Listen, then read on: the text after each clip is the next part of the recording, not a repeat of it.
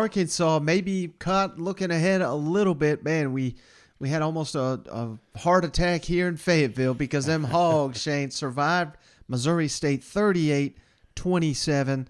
The Razorbacks did dominate the fourth quarter 21-3, but then you kind of anticipated they dominate the entire game like that. This was one where Missouri State kind of came out and they scored. You're thinking, oh, that's interesting. But the points kept adding up, and Arkansas was doing little on offense. Well, what they were really doing, Shane, was turning the ball over. K.J. Jefferson fumbled the ball away. There was another time they were literally scoring a touchdown. The guy drops the ball. Missouri State falls on it. It just felt like one of those games like, what the hell's going on? Are we gonna lose this damn game to Missouri State? And maybe the most oh shit play of the game, Bobby Petrino dialed one up on 4th and short. You think they made it look like it was going to be a short run. It was a pop over the middle, totally wide open, big gainer, gave Missouri State a 10-point lead in the fourth quarter, and you're just saying to yourself, man, this is going to be one of the biggest upsets of the college football season. But as we've come to expect, Shane, when Arkansas needs something done, they got two guys that no one else has got, K.J. Jefferson, Rocket Sanders. How about the stat line for Rocket Sanders, Shane? 22 carries, 167 rushing yards and a touchdown, 2 catches, 75 yards and a touchdown. His touchdown was huge. Bryce Stevens, punt return, gave Arkansas the lead, and they kept the lead for the game. His punt return touchdown is why I'm naming Bryce Stevens Special Teams Player of the Week. That was, it was just one of those moments where it uplifted the entire team. And, once Arkansas had the lead in this game, you felt confident they were not going to surrender it. And they certainly didn't. Again, they dominated the fourth quarter, 21-3, yards 152-42. Complete domination aside from that little pop pass late in the game. But, it's great we won the game, Shane. But here is the real issue at Arkansas right now. They missed a key opportunity to rest some players. Because here's who Arkansas's got the next couple weeks, Shane. A&M, which we'll get to that in a little bit. But, hey, that you can't just walk through A&M. Alabama, at Mississippi State, at BYU, which is apparently pretty good this year. This would have been a golden opportunity to get some rest for guys like Rocket Sanders, K.J. Jefferson, some of your first-string defense, but they weren't able to do it because they were in a dogfight. I'll tell you what, man. Can we name Bobby Petrino Coach of the Week? Because when do we forgive this guy? I'm going to be honest with you, Mike.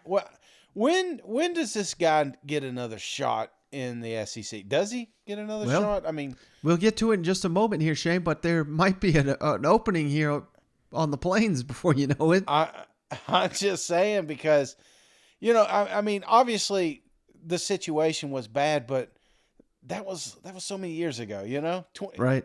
12 years ago, that was a bad situation.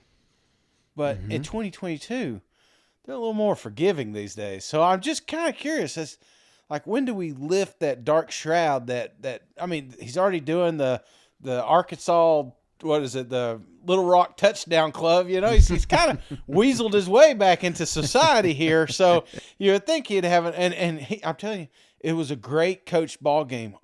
He came in, they were ready, boys, and they were up 17-0. I thought, there was a real panic. And I know there was because I was online watching all these Hogs going crazy and they couldn't believe it. But kudos to Arkansas. Those games are always tough. Man, you feel like you're watching one that you just know you're supposed to lose. And that's what it kind of felt like. But because everything just kept happening, like the fumbles and all that. But they just kept fighting and they got back into this thing. So kudos to Arkansas, even though they didn't get the rest that, like you said, they probably should have. They really needed. They showed some true fight, and they it wasn't pretty, but they pieced this thing together and they got them a victory down there. And And you need it, man, because there's so much momentum in Arkansas, and maybe this is the wake up call you needed, because we for 3 weeks now we've been telling you how good you are, and we've been Yep. patting you on the back, but damn, you got to get your lunch pail and get to work, and that's the type of atmosphere that Sam Pittman has created. And I think we got away from it this week. We got a little too big for our britches, so you made it through, guys. I know a lot of them probably called in Monday. They're still sick that it was even that close, but I tell you, brother, they got a tall order coming in this week, and they got to be better prepared. Yeah, and I forgot to mention, Shane, all those games, there's only one home game, and it's Alabama, of course. So, I mean, that's going to be an incredible task, but, neutral field, if you want to call it that, in Arlington, at Mississippi State, at BYU. So this is going to be this next 4 weeks is going to determine how good of a season the Arkansas Razorbacks are really going to have.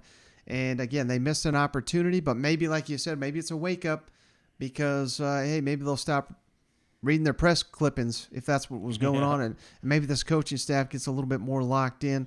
Sam Pittman admits, in the postgame, got out-coached a little bit. I remember we went in there and beat Cincinnati, and nobody was happy. Nobody was this. Well, Cincinnati's a really good team, and so we're not going to have a problem getting up for the next few. The name on the side of the hat, pretty significant. So, but I don't in any way want to not give Missouri State everything they deserve, because they were, I don't know if their team wasn't better than us today because we beat them, but coach was better than me today. And I got to get that fixed.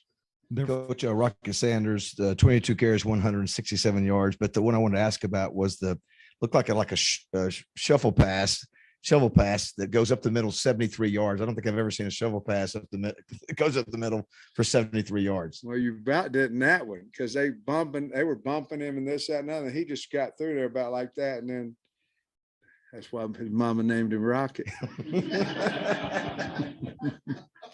But I mean, for him, to have 200 and I don't know what he had, 240 something yards of total offense. It was unfortunate for him because he'll take it personally. I mean, good players do. About, we lost the ball down there on the one. He'll take it personal, but he did, because then he come back. He said, "Hey, I got to make up for it." Good ones do that.